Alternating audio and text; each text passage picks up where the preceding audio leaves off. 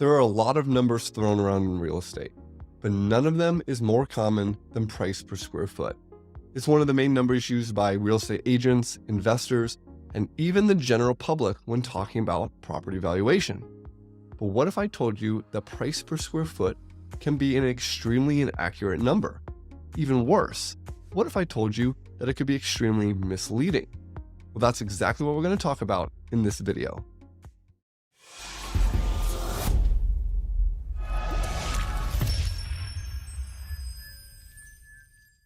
Hi, I'm Jeff with Property Brain, and in this video, I want to talk to you about price per square foot. We're going to talk about what it is, how it's commonly used, why it's potentially misleading, and then we're going to talk about a better way to use it to come up with the valuation of a property. So first, let's jump in and talk about what is price per square foot.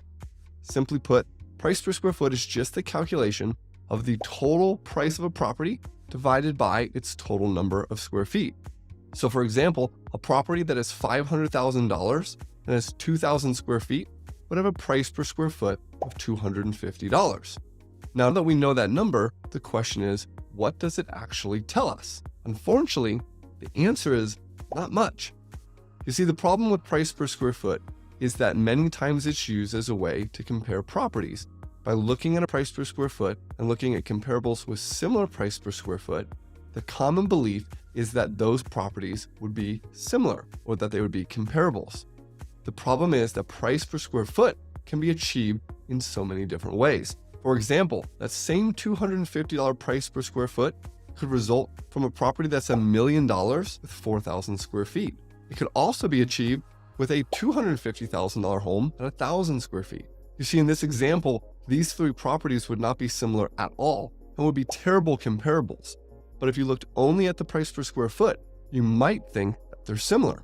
So let's talk about why it's so commonly used. Well, first of all, it seems like a good statistic since every house has square footage. Ultimately, it allows you to break down properties and look at them in a similar unit of comparison.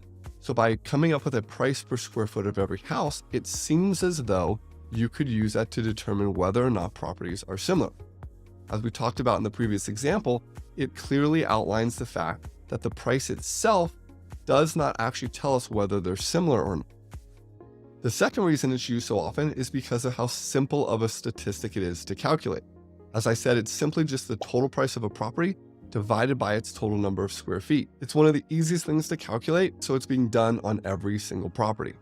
And the last reason it's so commonly used is because it's so commonly used. If you go to sites like Realtor.com, Zillow, Trulia, any of the real estate sites, you're going to find price per square foot quoted. And in fact, like I said in the intro, it's one of the things that even consumers are extremely familiar with, so they're probably going to quote it. All right, so now that we know the reason that price per square foot is used so commonly, let's talk about where the problem lies. There are ultimately two problems with price per square foot.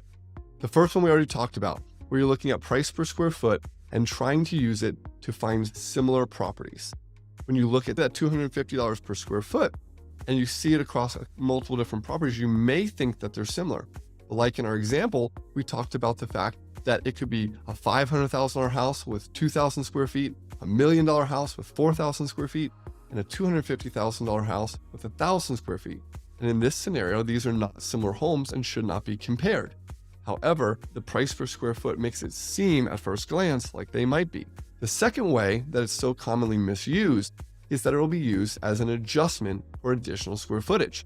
So if you've got a subject property that has 2,000 square feet and is coming in at $250 a square foot, and you have a comparable property that has 2,500 square feet, you may be tempted to make an adjustment to this subject property for the difference in the 500 square feet to $250 per square foot, right?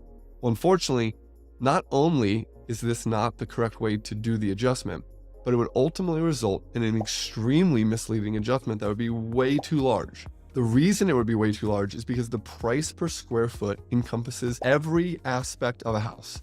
Everything from the foundation to the above grade square footage, to the below grade square footage, the garage, the amenities. It includes every aspect of a home. And most times when you're getting a larger home, for example, the 2,500 square foot house versus the 2,000 square foot house, you're most likely not getting more of the other categories. There's a decent chance that your land size is similar. or that it has similar finishes. It probably only still has one kitchen, or maybe it has the same bathroom count. It might even have the same amenities such as hardwood flooring and the granite countertops. It's simply just larger. So if you use the entire $250, you're including value for every aspect of the property and attaching it only to the square footage. So if that's the case, it's obvious that we need a better way to approach price per square foot to actually help us figure out the value of a property. So let's go ahead and talk about what we think the better method is. We're big believers in price per square foot as a starting point. Now there's two aspects that we think you need to take into consideration. The first is that the price per square foot that you're using needs to be based on the market price per square foot, not on a single comparable or the subject property. And the reason for this is because a single property could be an outlier in either direction. Maybe that $250 price per square foot on the $500,000 house with 2,000 square feet is actually an extreme outlier on the high end. Or maybe it's an extreme outlier on the low end. The problem is if you make your adjustments based upon a single property, you could be missing what the market is showing as a whole, which is why we recommend finding a market median price per square foot. Now, the simplest way to do this is to export the data that you're going to be using for your market analysis, and you're going to find the price per square foot for every single comp. So you're going to have the sold price of the comp divided by its total square feet, and you're going to find the price per square foot. Now, if you take and do the price per square foot for every comp, and you look for the median, you're going to find the most representative number that can be used for price per square foot. Now, the reason I say to use the median rather than the average is because the median price is more representative of the data as a whole than the average is. For example, if you're looking at a bunch of properties and there's a couple outliers on maybe the high end or the low end, the average will be skewed much more than the median will. It's likely that the median won't really be skewed a whole lot because the majority of the data tends to fall in the middle when you look at an entire group of data. All right, so once you found your market median price per square foot, the second thing you need to do is break it down further. Remember how earlier I talked about the fact that the price per square foot encompasses every aspect of the property? Well, what we need to do is break it down into 6 different categories. The first is land, the second is unfinished basement, third is finished basement, the fourth is above grade square footage, the fifth is garage, and the sixth is amenities. Now, the reason we recommend breaking it down into these 6 different categories is because it allows us to come up with a contributory value for each. Now, you may be asking, well, how do I come up with what percentages fall into each of these categories? There's a number of ways that you can do it. You can run statistics on your market data. You might be able to find things in your market that specifically talk about this, or you can use a starting point like our data and kind of tweak from there. So in our local market, we find that land usually contributes about 20 to 25% of the value. And land is pretty consistent across the board, but this tends to be a pretty good range of land values. Now, if you're looking at a condo, generally those can include no land value. If you're looking at a townhome or something with a very insignificant lot, it might be more in the 10 to 15% range. But generally speaking, for a single family home, at least in our area, we find that 20 to 25% of the value is good. Now, one of the best ways I can recommend to figure out what this value is go to your county assessor and look at the breakdown that they have for land versus the total value of a property. Now, if your assessor is anything like ours, it's probably not accurate as to the actual value, but what they are very good at figuring out is the allocation that they're going to assign to the different components. So here, our assessor generally assigns a 20% allocation to standard neighborhood lots.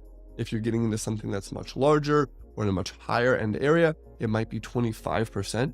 And if you're getting into something that is a townhome or an insignificant type of lot in a lower price area, we may be at 15%. But majority of the homes in my local area fall into the 20% land allocation. So that's where I set my starting point. Some of the other numbers that we use as starting points are 8% for unfinished basement, 12% for finished basement, 30% for above grade square footage, 20% for garage, and 10% for amenities. Now, the amenities include both interior and exterior amenities, and you can break it down even further to look at things like porches, patios, decks, fireplaces, wet bars, central AC, hardwood flooring, granite countertops, and anything else that would be considered an amenity or an upgrade in the property. If you want more information about that, you can find out more on our blog or through additional videos here on our channel, but that's beyond the scope of this video. What I'd like to talk about here is the fact that we need to break down that price per square foot so we can find the contributory value specifically of square footage, so that when you're making square footage adjustments, you're making them at the right allocation. So for example, as I said, we generally find around 30% of the total price per square foot is attributed to above grade square footage. So back to our example of the $500,000 house with 2,000 square feet. If you're adjusting at 30% of the $250 rather than the entire $250, you can see that there's a significant difference between those adjustments that would be made. And generally we find that when you make that adjustment, you're going to see the comparables come a lot closer in line with each other based upon that size of adjustment than if you were to make the entire adjustment of the $250.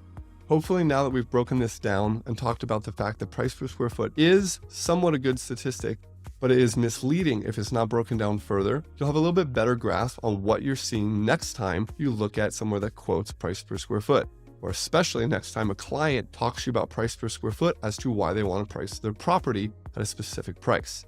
Hopefully you can use the methods we talked about in this video to go through and find that median market price per square foot, break it down into those categories, and ultimately be able to come up with a more reasonable price per square foot that you can use for adjustments that will help you support your value much better.